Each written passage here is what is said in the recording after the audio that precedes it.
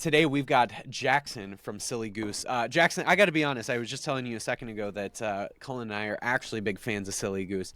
We saw you. God, how many was it? 2 or 3 years ago now, Cullen. 2 years 2 years ago. ago at we saw you at Furnace Fest, Jackson, Oh, sick. and I still remember that show being one of the more fun shows that I've ever been to at Furnace Fest. And Cullen and I have we've been to all the 5 Furnace Fest shows that they've done each year since they came back in 2021 or 2021. And so I will say it's just one of the most fun shows. Just you getting off stage and your stage presence is pretty unparalleled. It is just so much fun. I often wonder how many calories you're burning, and it is so much fun. You guys are like truly one of those bands where obviously I love like Silly Goose music, but I will say that because of the music and just because of the live shows, you're one of those bands that even if I wasn't like huge into the music, I would want to go to every show anyway. Right, well, dude, thank you so much. And it's good to hear that we went over well, because that was one of those festivals where we were kind of like, Silly Goose doesn't ever fit perfectly on any lineup. We're always a little bit of the outlier. But Right. that one in particular, I never know how we're gonna go over when we're playing with like hardcore bands, or like on a hardcore festival. So yeah, that's good to hear that you enjoyed it. Thank you. Yeah, do you feel like this point as a band, like, do you feel like you fit more into the hardcore world rather than like the hip hop world? Like, I don't know if you ever really have Yeah. played shows more of a hip hop scene or not, but I'm curious, like, if you have, like, do you feel like you kind of like, do you feel like you're more well received in the hardcore world or hip hop world? Or like, I've always been curious, especially with rap rock, like, how does that go? Like, does it feel like you're just kind of your own niche and it only fits in your own niche? Or like, are you able to cross over into like hardcore or hip hop? Like, how I does that feel work like for you all?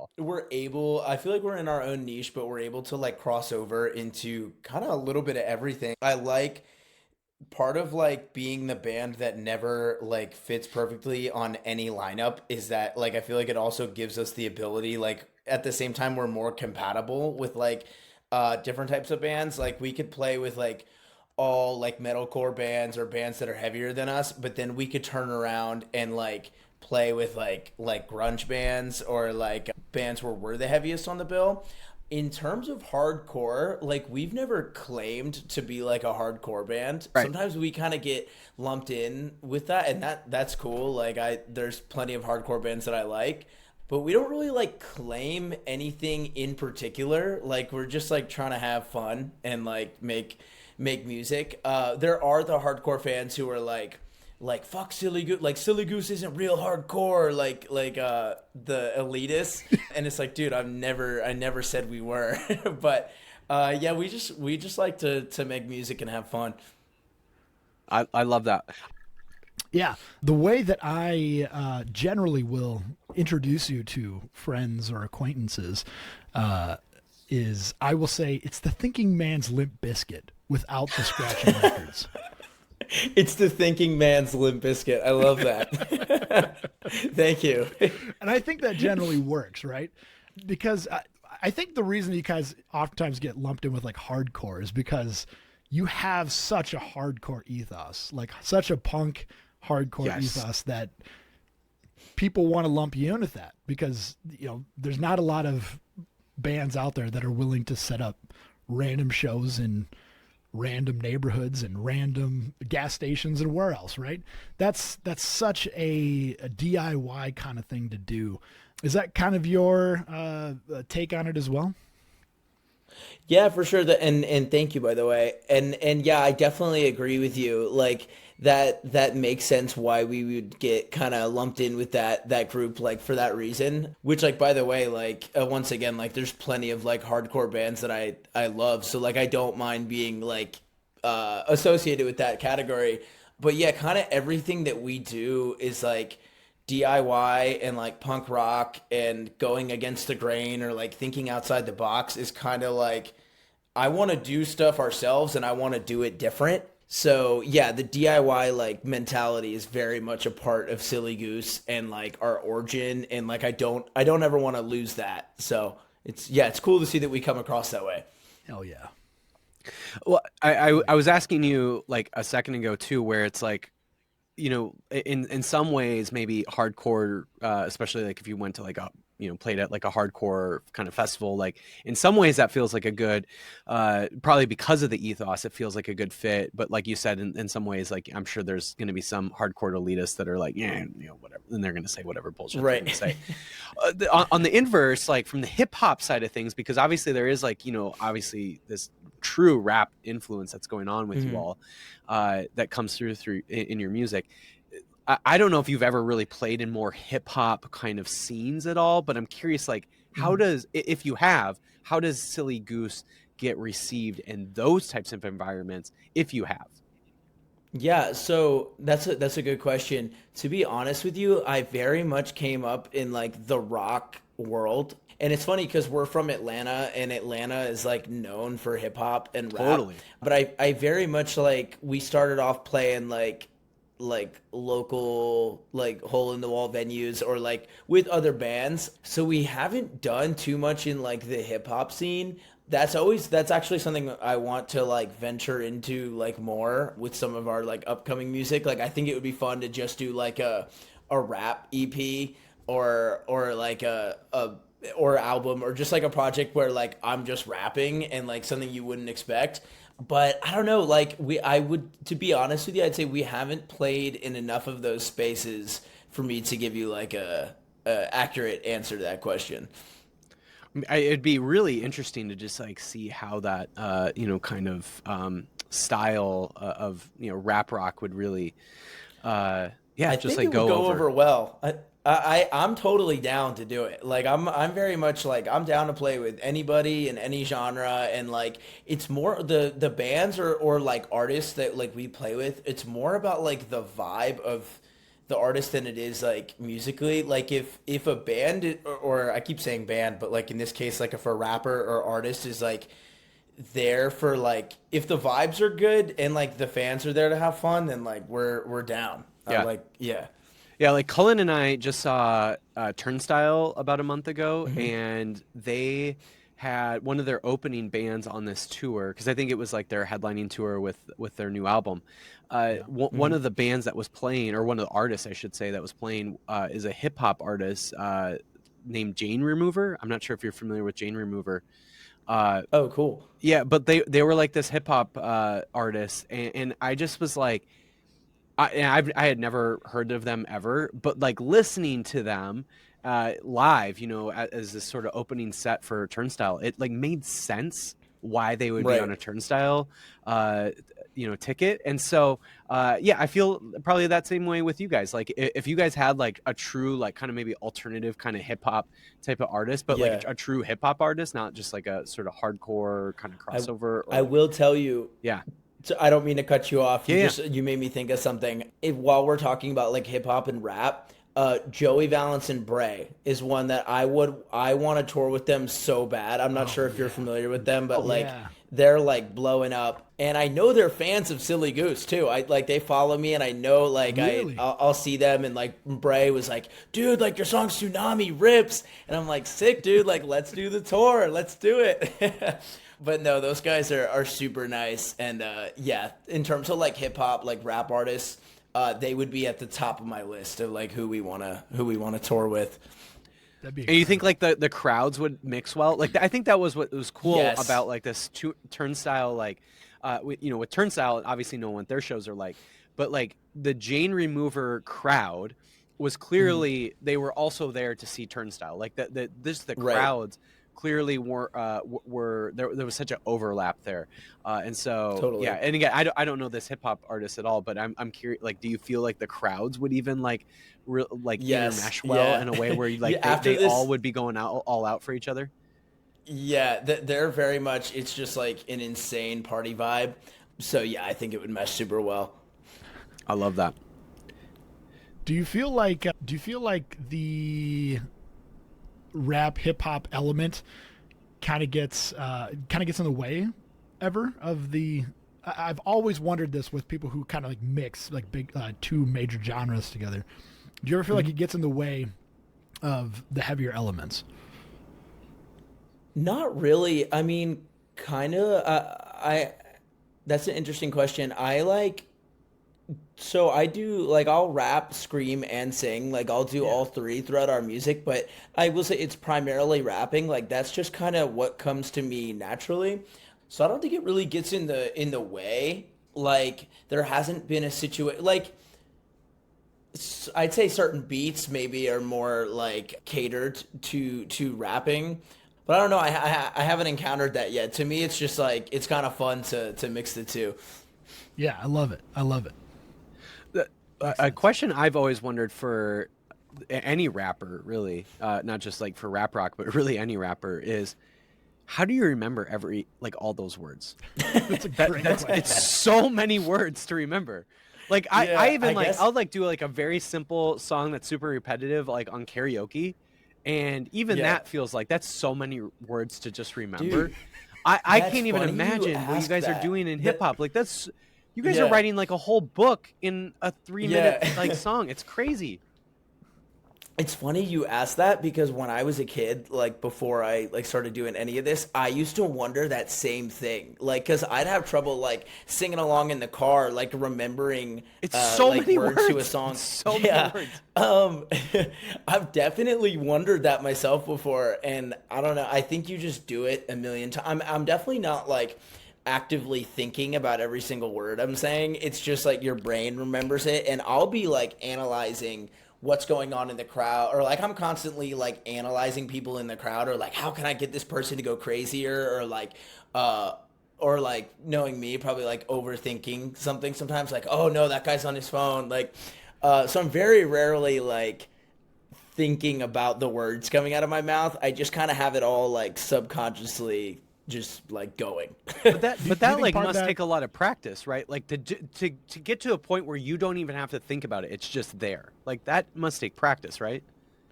Yeah, but I also think when you write the lyric, like it's different because there's songs I've listened to a million times where I still don't know every single word because like I didn't write the song, so like maybe I don't understand. Okay, like I don't know. You guys will probably know this if you're into hardcore and like rap rock, but like.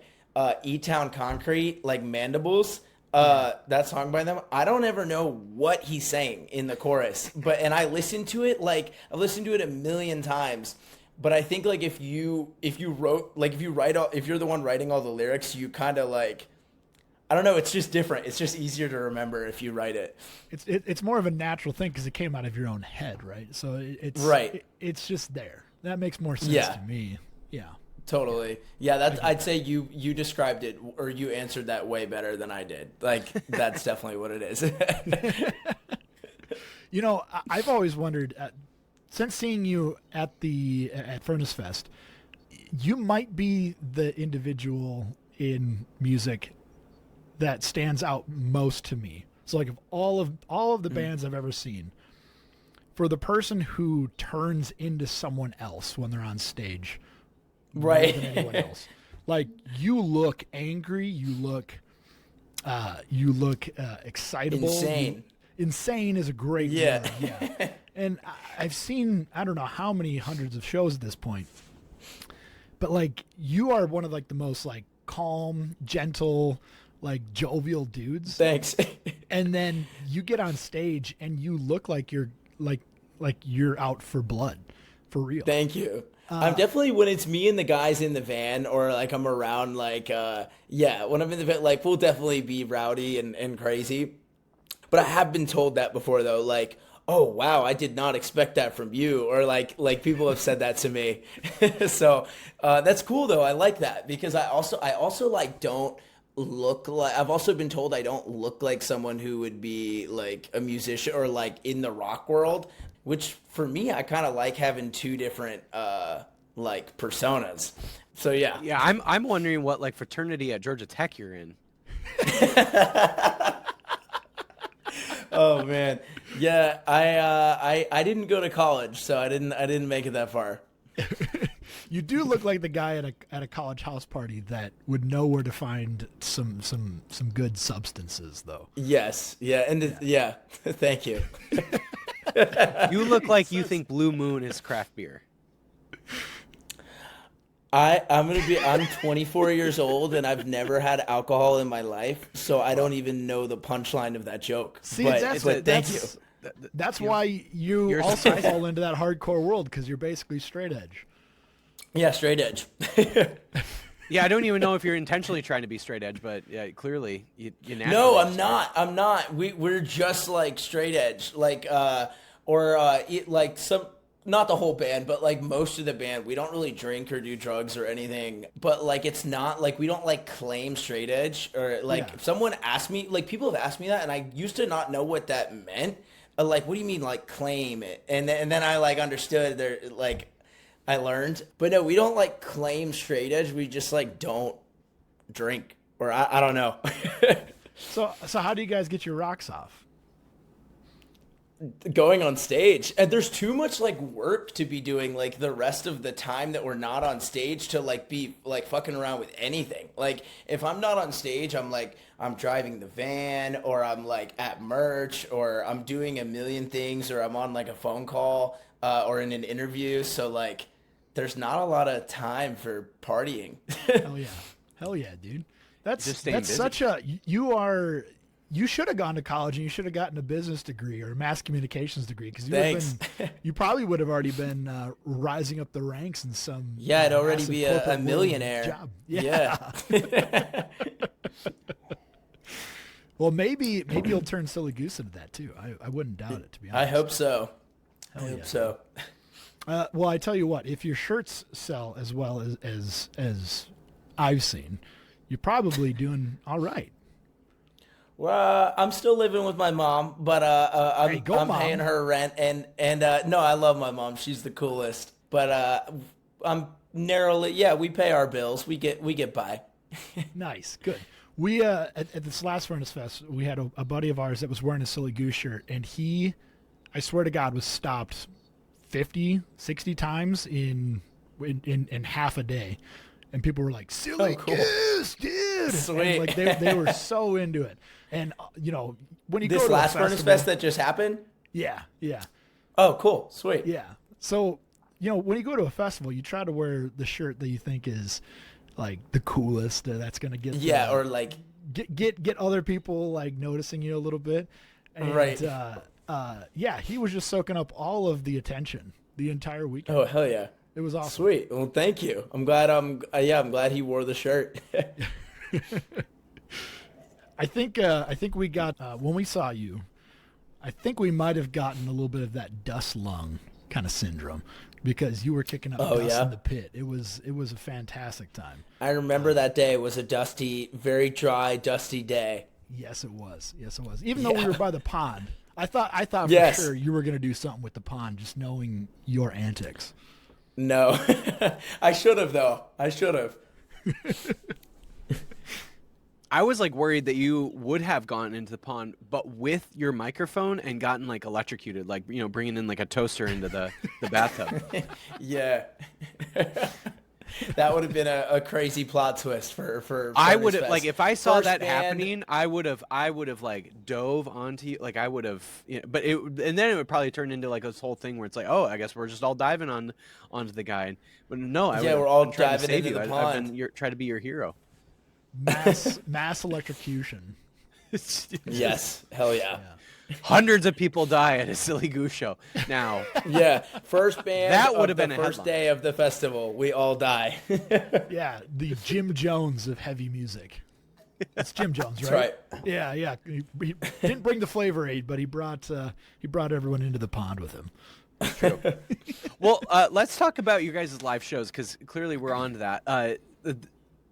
I will say, I've heard of pop-up shows before, but you guys are doing it in a way where it's like it's your thing. Like, I don't know if I know. I'm sure I would imagine there's other bands that kind of do this and it's their thing, but Silly Goose really is the first band that I'm aware of where like pop-up shows are your thing. Like that's what you guys are really at this point known for. And it's not just a house show or something like that. It's right. Like you guys are just showing up somewhere, sight unseen, and then boom, there's a show going on. What inspired that? Like, how did you make that happen? Like, I want to know the whole story around that. And then obviously we'll want to talk about the whole Chicago incident. Yeah, so it all started like before Silly Goose was even a band. Me and our drummer Alan were like in another band in high school, and I'm telling you, and like in Silly Goose too, but like I've played so many shows to like me, the sound guy, and like one person in the room, or like so many local shows just to nobody, and I was just like, fuck this. Like I'm literally playing it on an empty room right now, and you play a few of those, and I'm like, what can we do to like that other bands aren't doing, or like what can we do to reach people, because right now like this sucks. So that's kind of how my idea was born, of like, let's pull up on a trailer outside of like other shows that are happening. And so we did that. We started doing that all around like different shows, different venues in Atlanta. And then what are like the biggest shows that you did that, like were you doing that in front of, like, I don't know, like Imagine Dragons or what?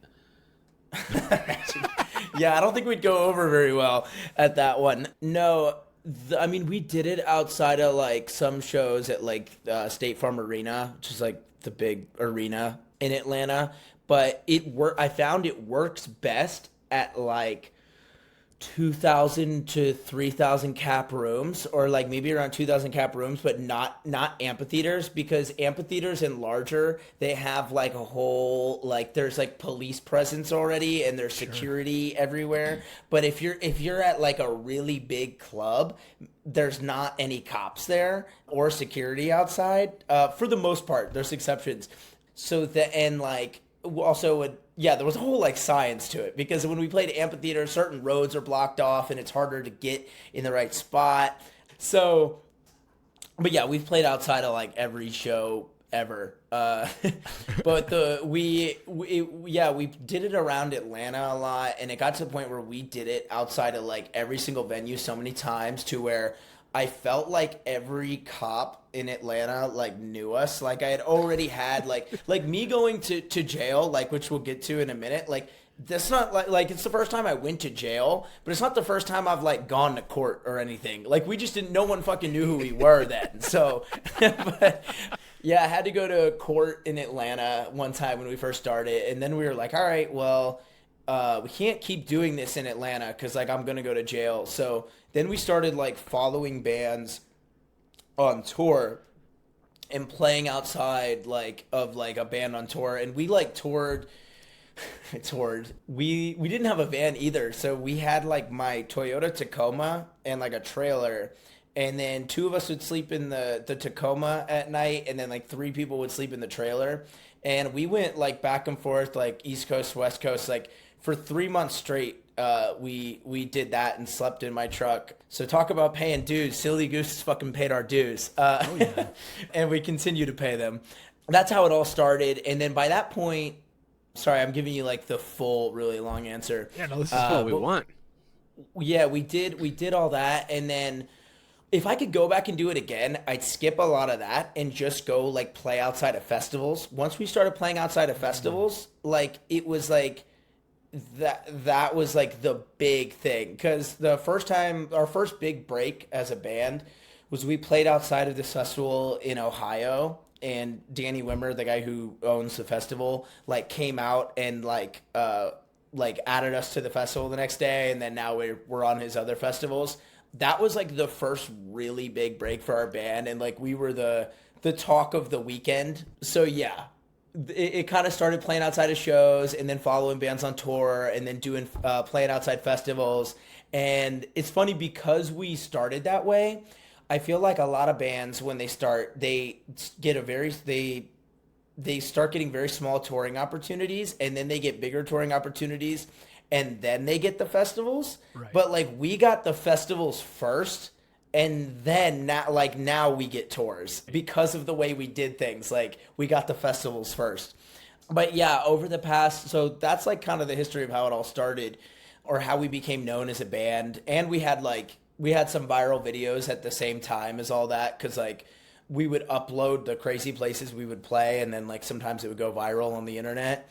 So that's how like everyone came to know us. And in the past year and a half, has just been like doing as many real tours as we can and just like focusing on just making the best music we can so that people know us for like, hey, like you guys are the band with the song Bad Behavior, or like I love that song, rather than like, yeah, like and either way is cool. I'm just happy people know us, but it is cooler like when like people like are like, yeah, you have this song and it left this impact on me. But so we started like pulling back on like the DIY, or like not DIY, but like the pop-up shows in random places. But we still like to do it every now and then. And then this is where we get to more recently. We played outside of Lollapalooza in Chicago, and then I think most of the internet saw I went to jail. I had it coming, and it finally happened. So yeah, that's kind of the whole pop-up story. So where did Okay, so did you pop up at Lollapalooza? Because that's a very busy area, right in the heart of Chicago. There, we popped up at the BP, 2 blocks away or 3 blocks away. I think it's Ida Wells Drive in Chicago. Maybe I'm wrong. So we set up at the BP. Like 3 blocks away from the main entrance. And we had actually done the same thing last year. And we had like an agreement with the dude who owned the gas station, or the manager or whatever. The previous year, we had given him like $100-200 each night, and he'd let us play there. And it was fine. Like there was no problem. And then we had like a video go viral that year, the first year, where we were playing there, and then it got like 5 million views. Like we're on top of the van and the whole gas station's like jumping. So that was 2024. And then as a result of like that, and then like our booking agents like pestering their team and everything, we were able to get we actually played Lollapalooza this year, 2025. We played on Thursday, like the first day. And the set was dope. Lala was great. Like we had a great time at the festival. And then we were pretty much like fuck it. Like let's go play at the gas station again. Cause why not? And sure enough, like we did that several nights. I think it was Friday or Saturday night that I got arrested. Yeah, I think it was Saturday night. We were playing there, and it was the same agreement with the dude where like he said we could play there. I gave him like $100 or $200, and it was all good. But what happened was somebody called the police. The police showed up, and he didn't want to get in trouble with the city. So he pretty much told the police that he had already asked us to leave, which isn't true. And if you got the footage from the gas station, you'd see him and I like talking, and like everything is chill. So yeah, pretty much I guess he told them that, and that he had already asked us to leave. So then I get off the van, and this is where you can see in that video, I get off the van, and as soon as I get off the van, I'm just like put in handcuffs with no explanation. And they're like, you're under arrest. And then I went to jail that night. Did they read your Miranda rights to you? Like, I kept asking for water because we had been playing on top of the van for like an hour. And I had no water, so I was so sweaty and like dehydrated, and then I didn't get water for fucking like 3 hours. But they brought me to jail, and then I was there for like. Like you want water? Like waterboarding? You want to get waterboarded? No, I was saying I want water like to drink. Yeah, but then I got out at like 4:30 in the morning, 5 in the morning, with I didn't have my phone, because all my phone, my wallet, and everything were in the van. And like the band was, so I got off the van, and then like they arrested me, and then they're like, okay, cool. Like they didn't arrest or fuck with like anybody else in the band. Like they're like, all right, well they're good. We got the main guy. But so I didn't have my phone or anything. So I got out at like 4:30 in the morning in like downtown Chicago with no way to like contact the band. And I don't have anyone's phone number memorized. It's just all in my phone. Yeah. So how do you get in touch with them then? Like what? My girlfriend came and picked me up. So she had a feeling. She was with us, and she was back with them at the hotel, and like she had a feeling that I needed to get that maybe I was out, and she just showed up, And yeah, it was pretty Whoa. crazy actually. Wait, do you have her marry that girl do you have now. her phone memorized? Her phone number? No, I don't have anyone. Dude, you got to get that phone. That if there's any phone number to memorize, it's that one, man. I You gotta have do my that right now. mom and my dad's phone number No, memorized because they've girlfriends got to get memorized. Like Yeah, that's tonight, true. that's what you got to do to that Yeah, tonight. Tonight that's my before main bed, goal that's for what you got to tonight. do. If you can For next remember time I all go to those jail. lyrics, you can remember her phone number. I Yes. promise you. Yeah, I can remember all our lyrics, but I still forget my social security number. So yeah. That's a typical 24-year-old, I tell you. Yeah. What. So what did you get charged with like a fine as well then? I got Citing a criminal riot? trespass because the guy had asked us to leave already, and I was trespassing. So it wasn't like a sound or like noise ordinance thing at all. It was just some bullshit thing. And then I had to appear in court, and I got a lawyer and everything because I didn't think it was that big of a deal. But my team or our team behind the scenes was like, oh man, we're not going to be able to go to Europe. We're not going to be able to go to these other countries. This is a big deal. We need to get a lawyer. So that's why on social media, I was I'm trying to get money together to get a lawyer. Because I had all these people telling me that this was a big problem.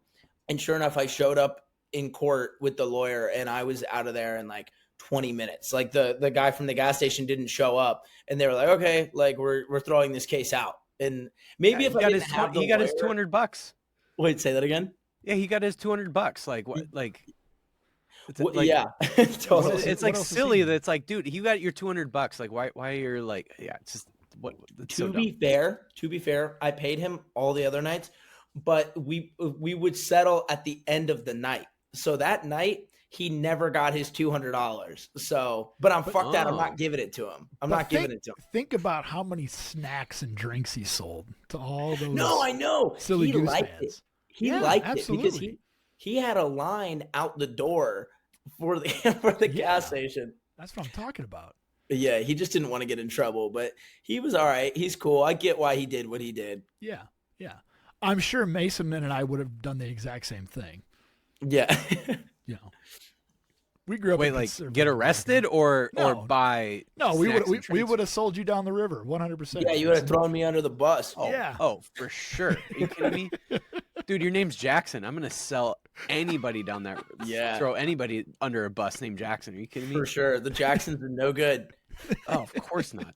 Especially that Andrew one. He's the worst. Oh, the worst. Absolutely the worst. So do you feel like this will deter your pop-up shows? Like, is this a situation that's going to affect the way you do this? Like, That is a I'm very curious. good question. If you had asked that a week or two after, I probably would have been like, yeah, fucked it. I'm done with this. We're not doing this. But I do get the itch every now and then. It's a double-edged sword because it's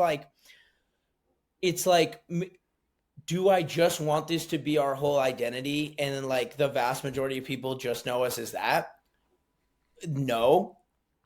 But also every time we do it, it goes viral. And then as a result, more people go and listen to the music and are like, oh shit, this band actually rips. So I don't know. Whenever I think I'm going to get away from it, I get pulled back into it. I start thinking man, that video had 5 million views and we got a ton of listeners or so never say never, but we're pulling back on it a little bit.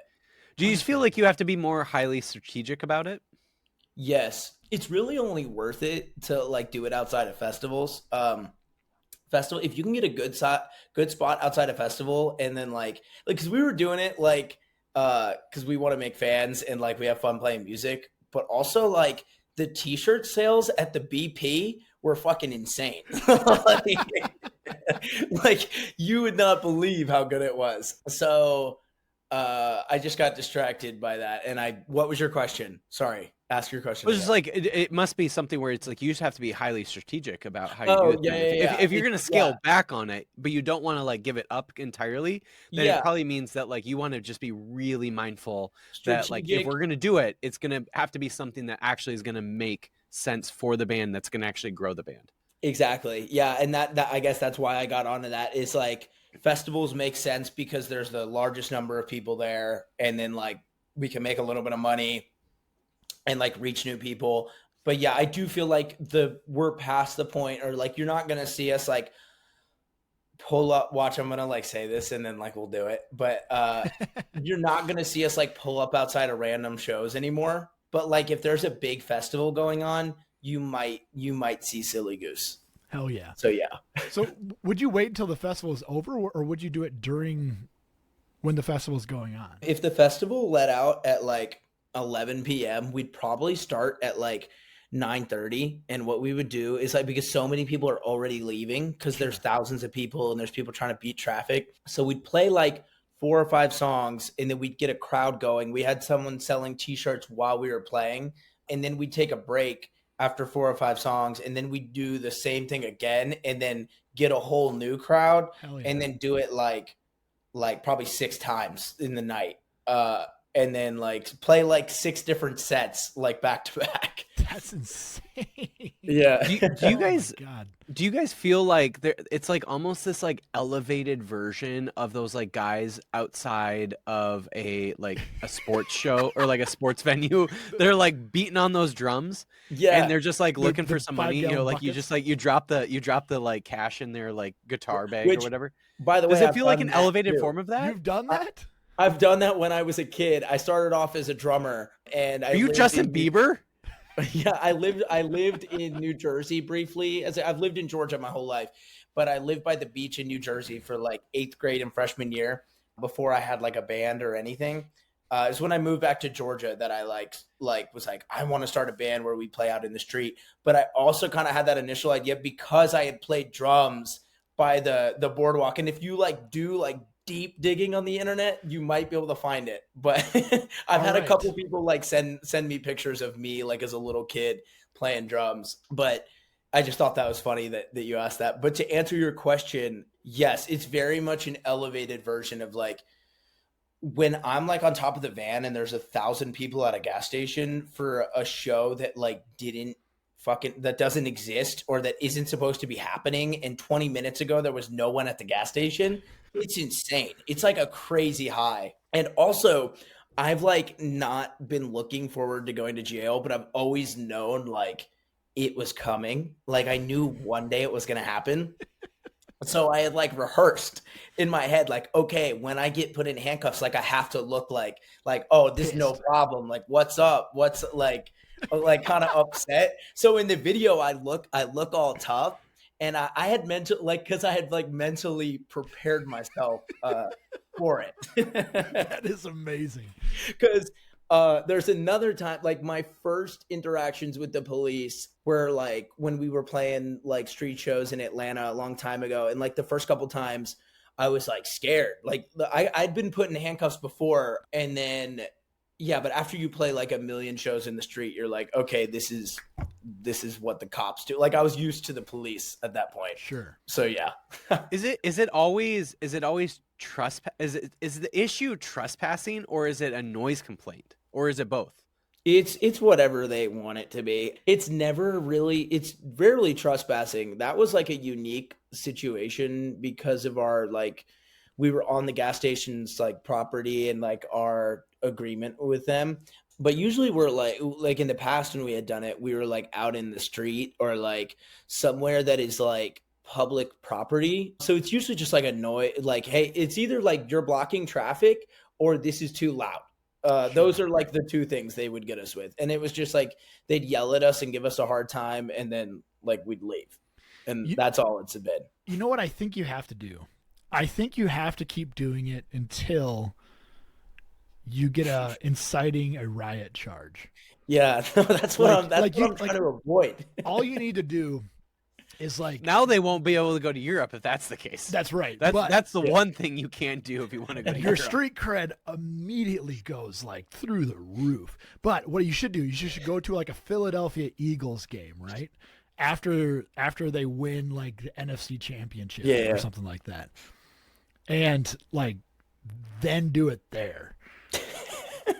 Is that the city where they always like destroy the whole city? Yeah, they have to grease the light poles. You have to lube up those poles. Yeah. No, but okay. we have too much money and equipment to like, they'd like destroy the van, or they'd like it'd be worth it. It'd be worth it. No, fuck that. No. I'm trying to like get home and sleep in my own bed is like, after I get off, after the show's over, all the rock star shit goes away. And I'm like, okay, like let's sell these t-shirts and then let's go to sleep. It's pretty much the vibe. That makes total sense. He's got to take his nighttime tea. Yeah. Because he doesn't drink. So he's got to take that nighttime tea. That's right. Let's talk about the new album before we end this. But yeah, new album. It's already out. Just been out for like a week and a half now, I think. Yeah. What's that been like for you guys? Yeah. I'm always curious this for any band that releases new music, but like, are there new things that you're trying to explore with this new album? But yeah, like what is it about this new album that like you're excited about, that's giving you energy? Like, yeah, I'm always curious about that. Yeah, first of all, like I'm super stoked on it. I'm really like just happy with how it came out. I feel like everything about it is like it's a lot of what we've been doing before, but just like bigger and better. I'm really proud of like my execution, like of like screaming and singing. Like there's a lot more of that on here. And like Ian and Alan like killed the instrumentals. So just like sonically, we got to work with Josh Wilbur, which is like a big metal producer. And like we were just super stoked to work with him. And he made the mixes sound just like huge. So yeah, I'm really proud of it. And like the reception from everyone. I'm sure this will change, but I haven't read one negative comment yet on the internet. So I'm since the record's come out, so I'm super stoked on it. And yeah, the record kind of starts off with like more of like a lighthearted like party vibe that Silly Goose like might be known for. And I love just like catchy hooks and just like good time.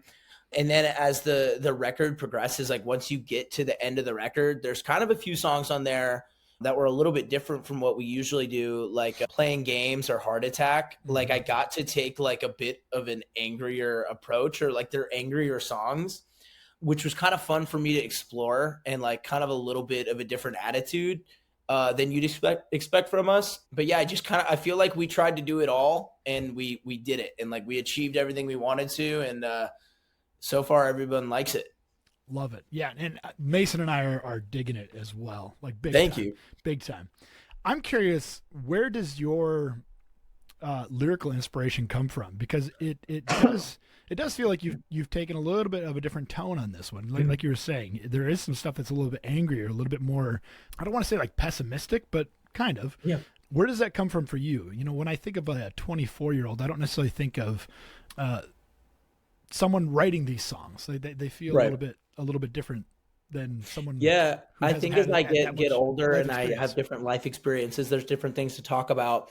And obviously, like I was saying, like the songs in the beginning of the record, like Cowboy and The Great Dino Escape, those are just me trying to like make myself fucking laugh with like me and my friends in a room writing the most ridiculous lyrics I can, and just like, what is the craziest thing I can think of? And those songs are like so fun for me because of that reason. But yeah, as I get older and like different life experiences, I don't know, I guess Heart Attack and like is really just like I'm just pissed off with the world in that song, and like feeling like I have to cater to someone. And then like Give Me My Money is another one where I'm really just like, I guess, starting to feel jaded. Like I know I've learned how the game works, and like, oh shit, I'm always going to be broke. Or like when can I like actually like afford to like help my family, or like help out the people in my life. So yeah, I just like personal experiences, and as I get older and just like trying to get by, I would say. Did I answer that well? Yeah, those are such great themes, and they're timeless, right? Those are, unfortunately, I feel like every one of us, doesn't matter what age we are, we have kind of those same experiences that it's important. Sure. It's important to hear that, especially from a band that doesn't necessarily hasn't, at least in the past, had that kind of material. And I appreciate it personally. Yeah, thank you. Yeah.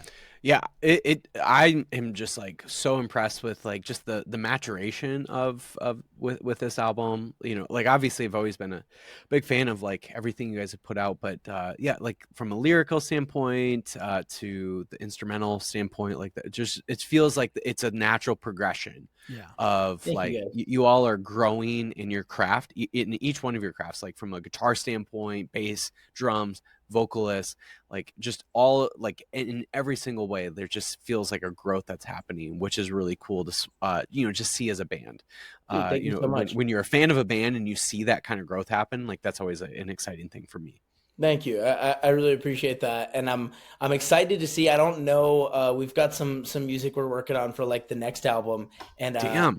I don't know what direction. Because I don't ever want to do the same thing twice. Yeah. So yeah, we're gonna. I don't even know why I'm bringing this up because it's so far in the future, but I guess it's what's on my mind right now is like, what are we gonna do next? But yeah, I'm glad that this that it resonated with you guys, and I appreciate y'all saying that. Hell yeah. Hell yeah. All right. Well, should we talk about your most influential albums? Oh, yeah.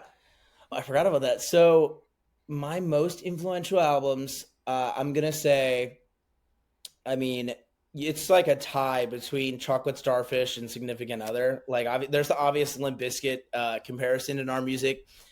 Probably my most influential album ever is Broke by Head PE.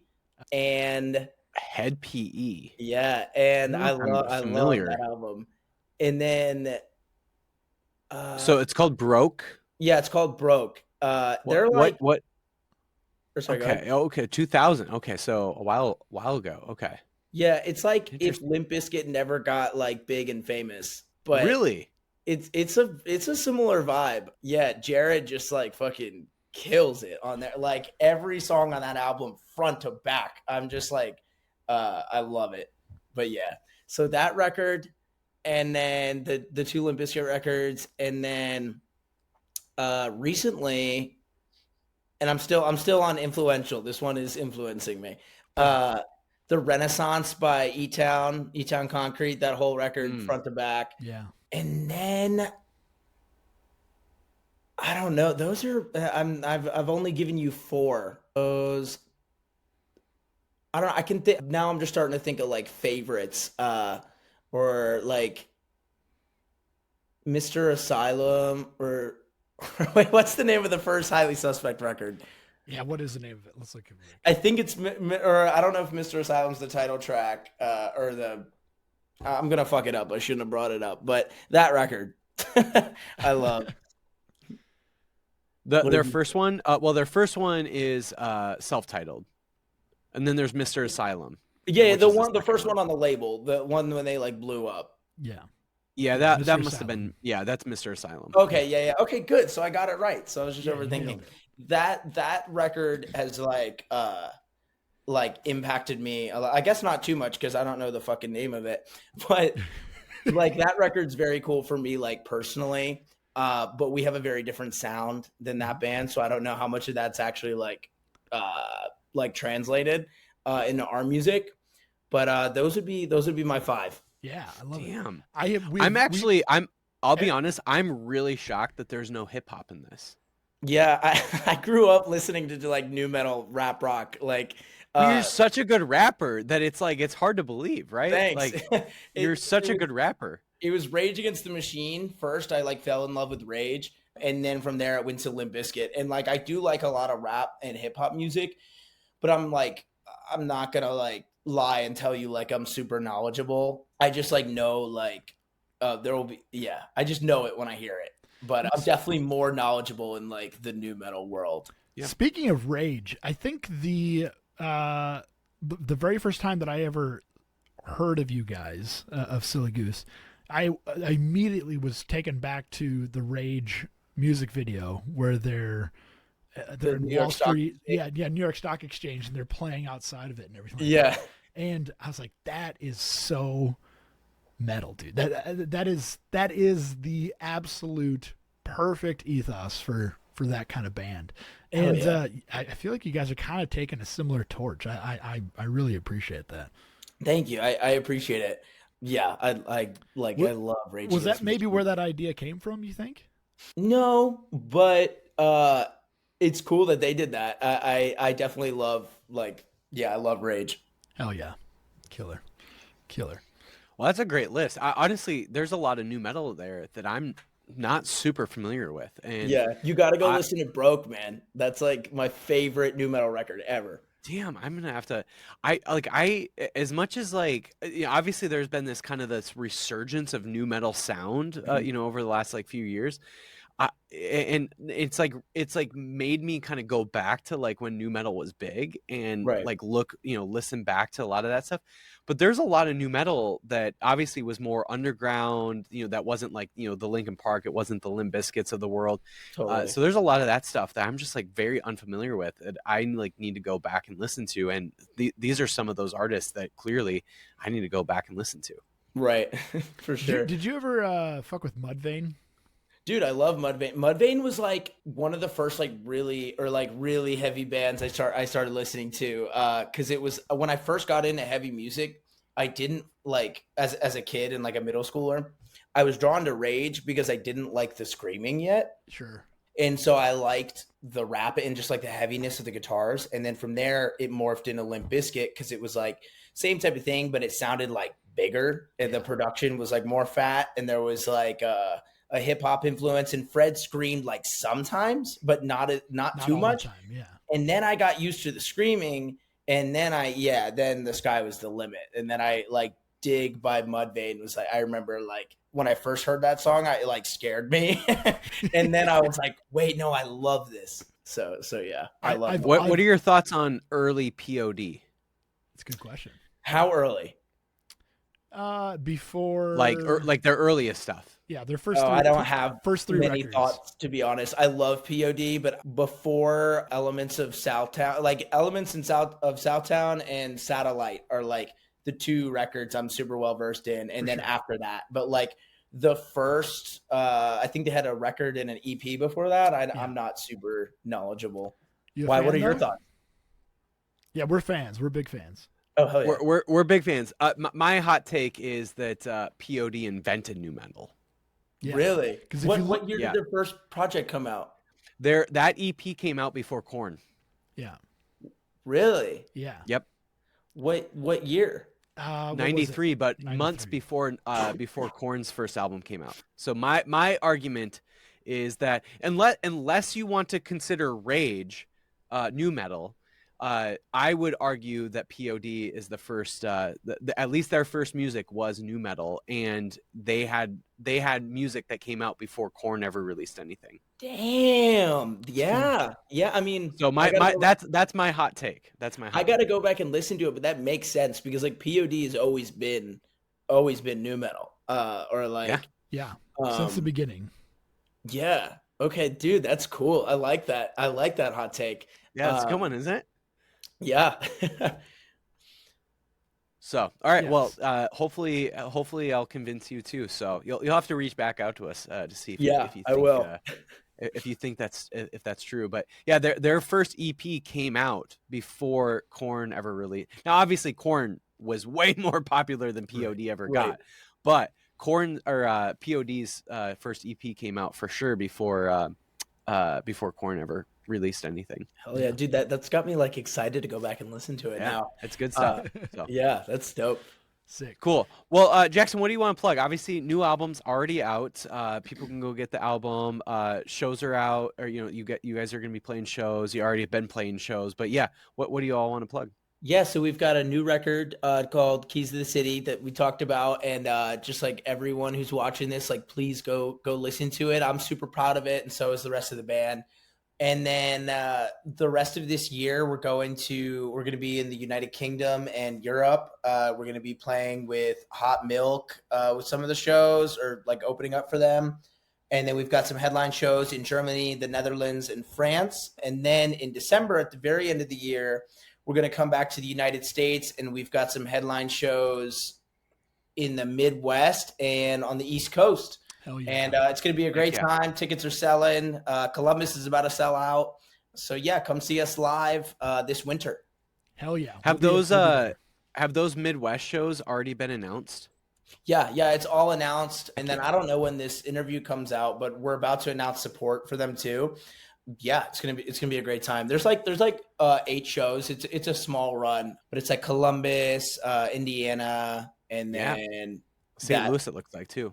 Yeah, St. Louis, and then that area. Good stuff. Well, love it. Well, thank you so much for chatting more about Silly Goose. We're huge fans. We'd love to get you back on the podcast at some time. You're such a cool dude, and I cannot wait to see you guys again. Like, it is such a fun show. Truly, like one of the more fun shows that we've ever been to. So can't wait to see you guys again, and we'll jam out sometime soon. And if we see you, we'll give you a big hug, and we'll be jamming out as hard as we can.